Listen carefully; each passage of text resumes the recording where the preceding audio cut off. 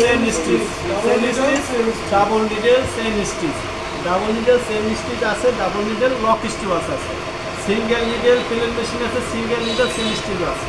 যেমন তোমার এটা আমি ডাবল নিডেল করতেছি, আমি তো একটা নিডেল খুলে ফেলাই, তাহলে কয়েকটা নিডেল, একটা নিডেল, সিঙ্গেল নিডেল হয়ে গেল।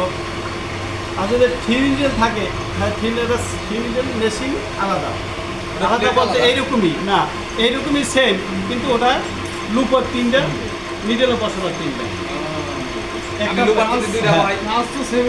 কাজ সব সেমই, কিন্তু এটাতে তুমি সিঙ্গেল নিডেল বানাতে পারো না।